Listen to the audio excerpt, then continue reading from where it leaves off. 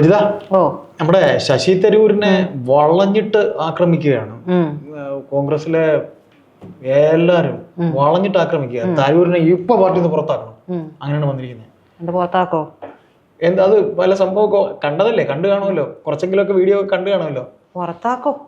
അദ്ദേഹത്തിന് പുറത്താക്കാനുള്ള സാധ്യതയൊന്നുമില്ല. അദ്ദേഹം കോൺഗ്രസ് വർക്കിംഗ് കമ്മിറ്റിയിൽ നിന്ന് വേണമെങ്കിൽ ഞാൻ രാജിവെച്ചോളാം എന്ന് പറഞ്ഞു. അദ്ദേഹം രാജിവെച്ചോളാം എന്ന് പറയുമ്പോഴത്തേക്ക് രാഹുൽ ഗാന്ധിയും അല്ലെങ്കിൽ പോട്ടെ അവരുടെ കുടുംബവും, അതായത് സോണിയാഗാന്ധി അവരുടെ കുടുംബമാണല്ലോ കോൺഗ്രസ് വർക്കിംഗ് കമ്മിറ്റി എന്ന് പറയുന്നത്. ഞാനും എന്റെ അടുക്കള കോൺഗ്രസും ആണല്ലോ സോണിയയുടെ, അതാണല്ലോ കോൺഗ്രസ്. അപ്പൊ എന്ത് വന്നാലും ശശി തരൂരിനെ ചിലപ്പോൾ കോൺഗ്രസ് വർക്കിംഗ് കമ്മിറ്റിയിൽ നിന്ന് പുറത്താക്കുമായിരിക്കും. പക്ഷെ എനിക്ക് തോന്നുന്നത് ശശി തരൂർ ഒരിക്കലും കോൺഗ്രസ് വിട്ട് പോകില്ല. എന്ത് തോന്നുന്നു? അദ്ദേഹം കോൺഗ്രസ് വിട്ട് പോകില്ല എന്ന് തന്നെയാണ് എൻ്റെയും അഭിപ്രായം. കാരണം അദ്ദേഹത്തിന് ഇപ്പോൾ കുറച്ചൊരു എന്താ പറയാ, അദ്ദേഹത്തിനെ എന്താ പറയാ പുറകോട്ട് വലിക്കുന്നുണ്ട് കുറച്ച് സ്ഥാനമോഹികളായിട്ടുള്ള ആളുകളൊക്കെ ചേർന്നിട്ട്. അവിടെ ഒരു കടമ്പെടുത്തൽ, ഈ കോൺഗ്രസിന്റെ ഉള്ളിൽ പിടിവലികൾ കൂടുതലാണല്ലോ.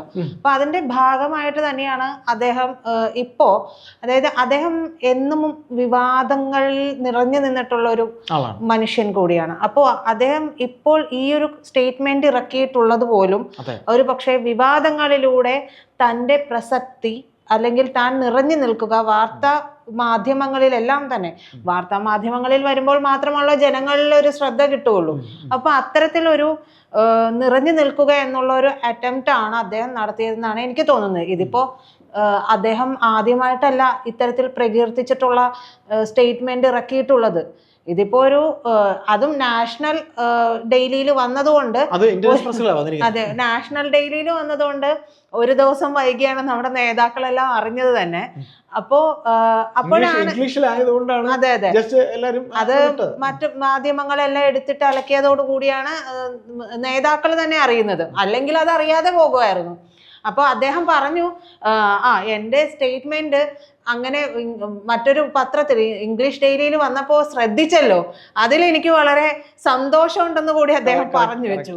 അപ്പോ മോദി സർക്കാരിനെയും അദ്ദേഹം ഒരു വേള, മോദി സർക്കാരിനെ ഇപ്പൊ അദ്ദേഹം പ്രകീർത്തിച്ചിരിക്കുന്നത് ട്രംപിനെ കാണാൻ വേണ്ടി പോയല്ലോ. പോയപ്പോ ഇവിടെ എല്ലാവരും പറഞ്ഞു ചങ്ങലക്കിട്ടാണ് അവിടുത്തെ കുടിയേറ്റക്കാരായ ഇന്ത്യക്കാരെ ഇവിടെ പറഞ്ഞു വെച്ചുകൊണ്ടിരിക്കുന്നത്, അതിനെക്കുറിച്ച് ബഹുമാനപ്പെട്ട പ്രധാനമന്ത്രി സംസാരിച്ചില്ല എന്നും വെറുതെ പോയി മോദി എന്ന വിഗ്രഹത്തെ തൊഴുതിട്ട് വന്നു എന്നൊക്കെയാണ് പറഞ്ഞത്. അപ്പോൾ അതിനെ അദ്ദേഹം ആ ഭാഗത്തേക്ക് അദ്ദേഹം പോയില്ല. അദ്ദേഹം പറഞ്ഞു അദ്ദേഹം പോയി കണ്ടത് നല്ല കാര്യമാണ്, ട്രംപിനെ പോലൊരു വലിയ വ്യക്തിയൊക്കെ കണ്ടതല്ലേ, അമേരിക്കയുമായി ചങ്ങാത്തം. അതായത് എനിക്ക് തോന്നുന്നത് പ്രജിത, ഇദ്ദേഹത്തെ സംബന്ധിച്ച്, തരൂരിനെ സംബന്ധിച്ച്, തരൂര് പറയാനുള്ള കാര്യങ്ങൾ നല്ലതായാലും ചീത്തയായാലും അത് കൃത്യമായി പറയുന്ന ഒരാളാണ്. അദ്ദേഹം ഒരു എഴുത്തുകാരനാണ്, ഏതാണ്ട് 26 പുസ്തകങ്ങൾ എഴുതിയ ഒരാളാണ്. അപ്പൊ ഇതിൽ എനിക്ക് ഏറ്റവും രസകരമായി തോന്നിയ ഒരു സംഗതി എന്ന് പറഞ്ഞു കഴിഞ്ഞാൽ, ഇന്നലെ AK ബാലൻ രംഗത്തേക്ക് വന്നിട്ടുണ്ട്. ഒരു ലോകസഭാ മെമ്പർ, ഒരു AICCയുടെ വർക്കിംഗ് കമ്മിറ്റി മെമ്പർ, നിരവധി അവാർഡുകൾ ലഭിച്ച ഒരു ബുദ്ധിജീവി, ലോകത്തിലെ അറിയപ്പെടുന്ന ഒരു ഡിപ്ലോമാറ്റ് ഒരു പരാമർശം നടത്തിയാൽ അദ്ദേഹം പറഞ്ഞ കാര്യം വസ്തുതയ്ക്ക് നിരക്കാത്തതാണെങ്കിൽ വസ്തുതകൾ വെച്ചുകൊണ്ട് തരൂർ പറഞ്ഞത് തെറ്റാണെന്ന് പറയാം. 4 ടേം ലോകസഭാ മെമ്പറായ, നിരവധി അവാർഡുകൾ ലഭിച്ച, ലോകപ്രശസ്തനായിട്ടുള്ള ഒരു വിപ്ലവകാരി, ഒരു ബുദ്ധിജീവി, എല്ലാവരും അദ്ദേഹത്തിന്റെ കഴിവിനെ അംഗീകരിക്കുമല്ലോ. അദ്ദേഹം ഒരു പരാമർശം നടത്തിയാൽ ഇങ്ങനെയാണോ സൂചിപ്പിക്കേണ്ടത്? അപ്പം വിവരമുള്ള ഒരാൾ പോലും കോൺഗ്രസിൽ ഉണ്ടാകാൻ പാടില്ല എന്നാണോ ഈ പറഞ്ഞതിന്റെ അർത്ഥം?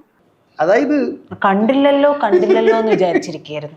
സത്യം പറഞ്ഞാല് എനിക്ക് ചിരിയാണ് വന്നത്. അതായത് AK ബാലനെ സംബന്ധിച്ച്, AK ബാലൻ അല്ലെങ്കിൽ ഈ പുന്നല് കണ്ട് എലി ഇങ്ങനെ കണ്ണു തള്ളുന്ന ഒരു രംഗമുണ്ട്. അതിനൊരു ഉദാഹരണമാണ് പാലക്കാട്. ഞാൻ പെട്ടെന്ന് പ്രേക്ഷകർ, ഞാൻ ഈ വിഷയം ശശി തരൂരിൽ നിന്ന് ഞാൻ പാലക്കാട് ഉപതെരഞ്ഞെടുപ്പിലേക്ക് പോവുകയാണ്. സന്ദീപ് വാര്യർ എന്ന BJP നേതാവ് BJP വിട്ട് പെട്ടെന്ന് കോൺഗ്രസിലേക്ക് വരാനുള്ള ഒരു കോൺഗ്രസിലേക്ക് വന്നില്ല, അദ്ദേഹം എവിടേക്ക് പോകണം എന്നിങ്ങനെ നിൽക്കുന്ന ഒരു സമയത്താണ് ബഹുമാനപ്പെട്ട AK ബാലൻ ഇതേ പദപ്രയോഗം. എന്തായിരുന്നു അത്? എനിക്ക് പറയുമ്പോൾ എന്റെ നാവ് വഴി ഉണ്ടാവുന്നുണ്ട്.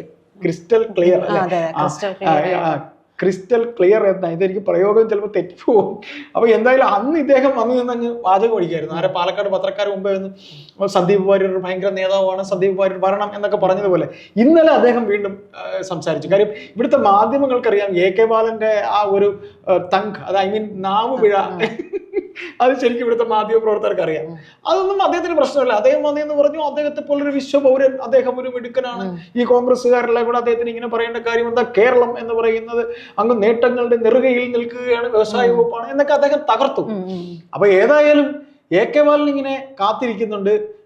പിന്നെ തരൂര് പിന്നെ എന്താ പിന്നെ ചിലപ്പോ ഒരു വേള CPM-ലേക്ക് തന്നെ വന്നാലോ അങ്ങനെയുള്ള വ്യാമോഹത്തിന്റെ ആവശ്യമൊന്നും ഏതായാലും ആ വെള്ളം വാങ്ങി വെക്കാനേ സാധ്യത ഉണ്ടാവുള്ളൂ. കാരണം ഇതിപ്പോ തരൂര് പറഞ്ഞെങ്കിൽ പോലും അതിനോട് യോജിക്കാനൊന്നും പറ്റാത്ത കാര്യമാണ്. പക്ഷെ കാരണം എന്താ വെച്ച് കഴിഞ്ഞിട്ടുണ്ടെങ്കിൽ ഈ കഴിഞ്ഞ ദിവസമാണ് വേൾഡ് ഇക്കണോമിക് ഫോറത്തിൽ പങ്കെടുക്കാൻ വേണ്ടിയിട്ട് ദാവോസിലേക്ക് നമ്മുടെ വ്യവസായ മന്ത്രിയും KSIDCയുടെ ചെയർമാനും ഉൾപ്പെടെയുള്ള ഒരു സംഘം പോയത്. അപ്പൊ ഈ സംഘം പോയിട്ട് അവിടുന്ന് കാര്യമായിട്ടൊന്നും കിട്ടിയില്ല എന്ന് പറയുമ്പോൾ നമ്മൾ ആലോചിക്കേണ്ടത് മഹാരാഷ്ട്ര പോലുള്ള ഒരു സംസ്ഥാനത്തിന് 9 ലക്ഷം കോടി രൂപയുടെ വിദേശ നിക്ഷേപമാണ് അവിടെ നിന്ന് ലഭിച്ചത്.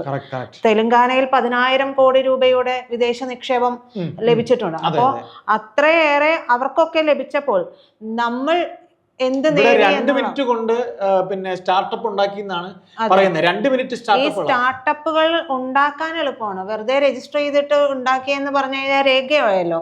പക്ഷെ ഇതിൽ എത്ര നടന്നു പോകുന്നുണ്ട് എന്നുള്ളത് കൂടെ ചിന്തിച്ചിട്ട് വേണം. അതാണ് ഇവിടുത്തെ, അതായത് ഇദ്ദേഹം ഈ പറയുന്ന ലേഖനത്തിൽ അദ്ദേഹം ഇങ്ങനെ പറഞ്ഞു എന്നുള്ളത് ശരിയാണെങ്കിലും അത് അദ്ദേഹം പറയുന്ന അദ്ദേഹത്തിന്റെ ചില കാര്യങ്ങളൊക്കെ അദ്ദേഹം വളരെ പെരിഫറലായിട്ട് അങ്ങ് പറഞ്ഞു പോകുന്നതാണ്.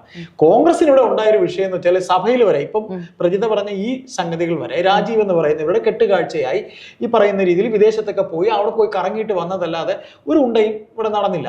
അപ്പൊ അതിനെയൊക്കെ പറഞ്ഞ് ഇവിടെ സർക്കാരിനെ നിശിതമായി പ്രതിപക്ഷ നേതാവ് തുടങ്ങിയവർ വിമർശിച്ചുകൊണ്ടിരിക്കുമ്പോൾ അവരുടെ കൂടെ തന്നെയുള്ള കോൺഗ്രസിന്റെ വർക്കിംഗ് കമ്മിറ്റി അംഗമായ ശശി തരൂർ ഇത്തരത്തിൽ ബാഹ്യമായ ഒരു പിന്നെ വർത്തമാനം പറയുമ്പോഴത്തേക്ക് അത് അവർക്ക് കൊള്ളുക തന്നെ ചെയ്യും. കാര്യം അത് എപ്പോഴും അങ്ങനെയാണ്. ഇപ്പൊ ഈ പറയുന്ന രീതിയിൽ CPM അദ്ദേഹത്തിനെ വാരി കൂടെ നിർത്തുന്നത് വെറും രാഷ്ട്രീയമാണത്. അതായത് പ്രജിത പറഞ്ഞ ഒരു പോയിന്റ് കൂടെ ഞാൻ പറയാം. അതായത് രാഷ്ട്രീയ കൗശലവുമുണ്ട്, രാഷ്ട്രീയ ബുദ്ധിയുമുണ്ട്. ശശി തരൂരിനെ സംബന്ധിച്ച് രാഷ്ട്രീയ കുശലത, അതായത് രാഷ്ട്രീയ കൗശലമാണ് അദ്ദേഹത്തിന്റെ എപ്പോഴും അദ്ദേഹം നോക്കുന്നത്. അതിനെ കുറ്റം പറയും എന്നുണ്ടെങ്കിലും അദ്ദേഹത്തിനെ സംബന്ധിച്ച് അദ്ദേഹത്തിനെ പോലെ ഒരു പ്രമുഖനായ ഒരു കോൺഗ്രസ് നേതാവ് എനിക്ക് തോന്നുന്നില്ല അദ്ദേഹം കോൺഗ്രസ് വിട്ട് ഒരിക്കലും BJP-യിലേക്കോ അല്ലെങ്കിൽ CPM ഇവിടെ വെള്ളം മറ്റേ ഇങ്ങനെ കാത്തിരിക്കുവാണ്. അങ്ങനെ ഇനിയിപ്പോ ചിലപ്പോൾ LDF-ലെ ശശി തരൂർ ചിലപ്പോൾ ഇനി LDF-ലെ ഏതെങ്കിലും ഒരു ഘടകകക്ഷിയിൽ പിന്നെ NCP പോലെയോ അല്ലെങ്കിൽ ഏതെങ്കിലും ഒക്കെ ഒന്ന് മാറി ഒന്ന് വന്നാലോ അങ്ങനെ നമുക്ക് പറയാൻ പറ്റില്ല. അതിലേക്ക് ചിന്തിച്ചിട്ട് കാര്യമുണ്ടെന്ന് എനിക്ക് തോന്നുന്നില്ല. ഘടകകക്ഷിയിലേക്കൊക്കെ പോവാന്ന് പറഞ്ഞു കഴിഞ്ഞാൽ അദ്ദേഹം ജീവിച്ച രീതിയും അദ്ദേഹം നിലനിന്നിട്ടുള്ളതും അതെ ആ ഒരു അത്ര വലിയൊരു ഫിഗർ വെച്ചിട്ട് അദ്ദേഹം ഒരിക്കലും ഇത്തരത്തിലേക്ക് താഴ്ന്നു പോവില്ല. അദ്ദേഹം കോൺഗ്രസ് വിട്ടുപോകാനുള്ള ഒരു 15 മിനിറ്റിന്റെ ആവശ്യം പോലും ഉണ്ടാവില്ല BJP-യിലേക്ക് അദ്ദേഹത്തിന്റെ എൻട്രൻസിന്, അല്ലെ? അതിന്റെ ആവശ്യം പോലും അതെ. പക്ഷെ അദ്ദേഹം അതിലും പോവില്ല. ഇതിനു മുമ്പും BJP-യെ പ്രകീർത്തിച്ചിട്ടപ്പോഴും എല്ലാവരും വിചാരിച്ചു ഇപ്പൊ തന്നെ തരൂര് പോകും, BJP-യിലേക്ക് പോകും എന്ന് പറഞ്ഞു. പക്ഷെ അദ്ദേഹത്തിന്റെ സ്റ്റാൻഡിൽ തന്നെ ഉറച്ചു നിൽക്കുകയാണ്. ഒരു കാര്യം കൂടെ പറയേണ്ടി വരും. അതായത് കോൺഗ്രസിലെ ഒരു വിഭാഗത്തിന് എന്തുകൊണ്ട് അദ്ദേഹത്തിനോട് താല്പര്യമില്ലാത്തതെന്ന് ചോദിച്ചു കഴിഞ്ഞാൽ മല്ലികാർജുൻ ഖാർഗെയും ഇദ്ദേഹവുമാണ് കോൺഗ്രസ് പ്രസിഡന്റ് ആവാൻ വേണ്ടി മത്സരിച്ചത്. അന്ന് ഇവിടെ നമ്മുടെ കേരളത്തിലെ പിന്നെ കോഴിക്കോടത്തെ MLA MK രാഘവനും ശബരിനാഥൻ, നമ്മുടെ മരിച്ചുപോയ പിന്നെ G. Karthikeyan മകൻ ശബരിനാഥൻ ഉൾപ്പെടെ കോൺഗ്രസിലെ നിരവധി പേർ ഇദ്ദേഹത്തിന് വേണ്ടി വോട്ട് ചെയ്തതാണ്, വോട്ട് രേഖപ്പെടുത്തി. ശശി തരൂരിനെ ഇന്നും ഘടകകക്ഷികൾ മുസ്ലിം ലീഗിനൊക്കെ ഭയങ്കര ഇഷ്ടമാണ്, കേരളത്തിലെ യൂത്തിന് ഇഷ്ടമാണ്. അപ്പൊ 5 പേര് ഇവിടെ സംസ്ഥാന മുഖ്യമന്ത്രിമാരാകാനായി ഉടുപ്പ് തുന്നിയിരിക്കുമ്പോൾ 5-ൽ 1 പേര് വെട്ടിമാറ്റാൻ കഴിയുകയാണെങ്കിൽ അത് എളുപ്പമാണെന്ന് കരുതിയാണ് ഇപ്പോൾ ഈ ശബ്ദമുയർത്തുന്നവർ ഇതിന്റെ പിറകെ നിൽക്കുന്നതെന്ന് ഒരു വേള നമുക്ക് പറയേണ്ടി വരും. 5 പേരുകൾ വരെ ഉണ്ട്. അപ്പൊ അതിലൊരാളെ പേര് എങ്ങനെയെങ്കിലും വെട്ടിപ്പോയാൽ തങ്ങൾക്ക് 4 പേരാകുമ്പോൾ അത്രയെങ്കിലും ചുരുങ്ങുമല്ലോ എന്നൊരു ധാരണ. ഏതായാലും നമുക്ക് ഈ സംസാരം അവസാനിപ്പിക്കുമ്പോൾ രസകരമായി ഒന്ന് മാത്രമേ പറയാനുള്ളൂ. തരൂരിനൊപ്പമുള്ള വിവാദങ്ങളും ഇനിയും ഇങ്ങനെ തന്നെയൊക്കെ ഉണ്ടാകും. എന്നിരിക്കലും അദ്ദേഹം കോൺഗ്രസ് വിട്ട് പോകുമെന്ന്, അദ്ദേഹം കോൺഗ്രസിൽ നിന്ന് പോയ ശേഷം തങ്ങൾക്ക് എന്തെങ്കിലും ആകാമെന്ന മനപ്പായസം കൊണ്ടിരിക്കുന്നവർക്ക് ഒരിക്കലും അദ്ദേഹം പോയ ശേഷം നടത്താമെന്നുള്ള വിചാരമൊന്നും വേണ്ട. അദ്ദേഹം കോൺഗ്രസിൽ തന്നെ കാണും എന്നതിന് നമുക്ക് ഉറപ്പിച്ച് പറയാം. തൊഴിലാളിമാർ അവിടെ ക്രോസ് ചെയ്ത് വന്നിട്ട് ഞങ്ങൾ അവിടെ പ്രവർത്തിക്കും, പക്ഷെ അവിടെ ചുവന്ന കൊടി ഉണ്ടാവില്ല, ഞങ്ങളുടെ കാര്യങ്ങൾ നടക്കും. ഇതാണ് അവർ പറഞ്ഞത്.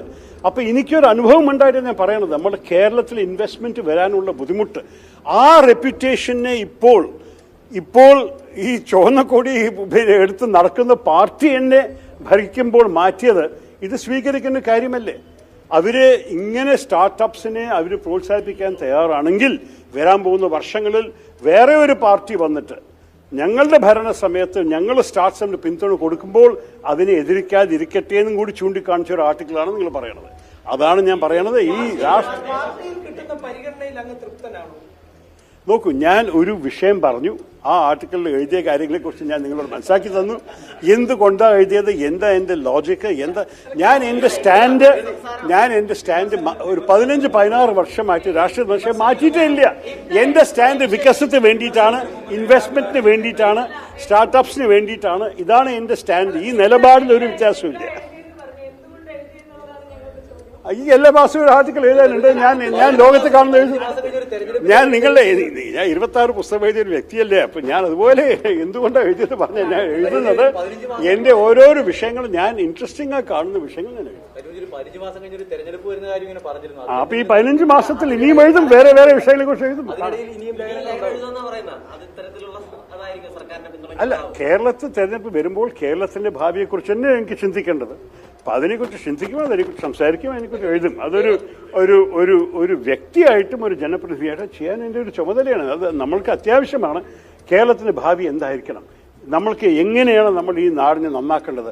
ഞാൻ എപ്പോഴും പറഞ്ഞിട്ടുണ്ടായിരുന്നു. നിങ്ങൾ നേരത്തെ മറ്റൊരു വിവാദം വന്നിട്ട് പിന്നെ ഞാൻ പറഞ്ഞില്ലേ, നമ്മൾ ആദ്യം കെട്ടിടം കെട്ടിയ ശേഷം ഫേർണിച്ചർ മേടിക്കാൻ. അതിന്റെ ലോജിക് എന്ന്, ഈ കെട്ടിടം കെട്ടാൻ നമ്മൾ ജനങ്ങളുടെ അടിയിൽ എത്തിക്കേണ്ടത് നമ്മൾ അവർക്ക് വേണ്ടി എന്ത് ചെയ്യും, ഈ നാടിനെ നമ്മൾ എങ്ങനെ മെച്ചമാക്കും, അതാണ് നമ്മുടെ ഉത്തരവാദിത്വം രാഷ്ട്രീയക്കാരായിട്ടും ചിന്തിക്കുന്നവരായിട്ടും. അപ്പൊ എനിക്ക് പറയാനുള്ളത് ഒരു ഉദാഹരണമാണ്, ഇതേപോലെ സ്റ്റാർട്ടപ്സ് നമ്മൾ പ്രോത്സാഹിപ്പിക്കണം. അത് ആര് ഭരണത്ത് വന്നാലും അത്യാവശ്യമാണ്. ഞാൻ വേറെ മേഖലയെ കുറിച്ച് എന്തൊക്കെ പറഞ്ഞിട്ടുണ്ട്. വിദ്യാഭ്യാസ മേഖലയിൽ ഞാനാണ് ആദ്യം Kerala higher education reforms commission വേണമെന്ന് പറഞ്ഞിട്ട് UDF മാനിഫെസ്റ്റോയിലത്തെ 2021 തെരഞ്ഞെടുപ്പിൽ ഇട്ടത്. നിങ്ങൾ അതൊക്കെ ശ്രദ്ധ വെച്ചു. ഈ സർക്കാർ ഇങ്ങനെ ഒരു കമ്മീഷൻ കൊണ്ടുവന്നിട്ടുണ്ട്. പക്ഷെ ഞാൻ പറഞ്ഞ കമ്മീഷനല്ല. ഞാൻ ആവശ്യപ്പെട്ടത് ആ കമ്മീഷനിൽ അച്ഛനമ്മമാര്, വിദ്യാർത്ഥികള്, എംപ്ലോയേഴ്സ്, തൊഴിൽ കൊടുക്കാൻ ആഗ്രഹിക്കുന്നവര്, അവരോടൊക്കെ ചോദിക്കണം എന്താണ് നിങ്ങൾ എഡ്യൂക്കേഷനിൽ കാണേണ്ടത്. നമ്മളുടെ സർക്കാർ ഇപ്പൊ ചെയ്തിരിക്കുന്നത് വെറും പ്രൊഫസർമാരെ ഇരുത്തിയിട്ടൊരു കമ്മീഷൻ വെച്ചിട്ട് അതിന്റെ ഗുണം എന്തായിരുന്നു ആർക്കും അറിയില്ല, ആരും കണ്ടിട്ടില്ല. അപ്പൊ ഓരോരോ മേഖലയെക്കുറിച്ച് ചിന്തിച്ച് അഭിപ്രായങ്ങൾ എഴുതി പറഞ്ഞൊരു വ്യക്തിയാണ് ഞാൻ. ഇതുപോലെ ഒരു 150 ആർട്ടിക്കിൾ എഴുതിയിട്ടുണ്ടാകും. നിങ്ങൾ ഒന്ന് കണ്ടൊരു വിഷയമുണ്ടാക്കി. പക്ഷേ ഇനിയും ഉണ്ടാവും, ഇനിയും വായിക്ക ശ്രദ്ധയോടെ കാത്തിരുന്നോളൂ, ഇനിയും വരട്ടെ. ഭയങ്കരമായിട്ട് ഇങ്ങനെ ശ്രദ്ധ കേന്ദ്രീകരിക്കുന്നുണ്ട്, കേരളത്തിന്റെ വികസനത്തെ പറ്റി ഇങ്ങനെ സംസാരിക്കുന്നുണ്ട്. അപ്പോൾ കേരളത്തിൽ ശ്രദ്ധ കേന്ദ്രീകരിക്കാൻ എന്തെങ്കിലും ആലോചനയുണ്ടോ? 15 മാസം കഴിഞ്ഞൊരു തെരഞ്ഞെടുപ്പ്. ഇവിടുത്തെ ഒരു ജനപ്രതിനിധി അല്ലേ, എനിക്ക് ഇടയ്ക്കിടയ്ക്ക് വരാറുണ്ട്, സംസാരിക്കാൻ അവസരമുണ്ട്.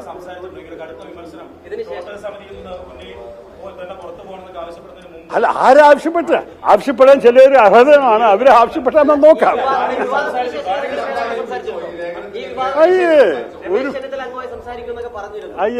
ആകെ 2 പേര് വിളിച്ചിരിക്കുന്നത് എന്റെ പാർട്ടിയുടെ അകത്തുനിന്ന് KPCC പ്രസിഡന്റും KPCC ജനറൽ സെക്രട്ടറിയും 2 ആളും പറഞ്ഞു മാധ്യമക്കാർ പറഞ്ഞതൊന്നും സത്യമല്ല, ഞങ്ങൾ ഒരു വാക്കും പറഞ്ഞിട്ടില്ല, നിങ്ങളുടെ എതിരെ നിങ്ങൾക്ക് പൂർണ്ണ അധികാരമുണ്ട് നിങ്ങൾ അഭിപ്രായം അറിയിക്കാൻ, ഞങ്ങളൊരു കുറ്റം പറഞ്ഞിട്ടില്ല എന്ന് അവരെ ഒഴിച്ചിട്ട് വേറെ ആരുടെയും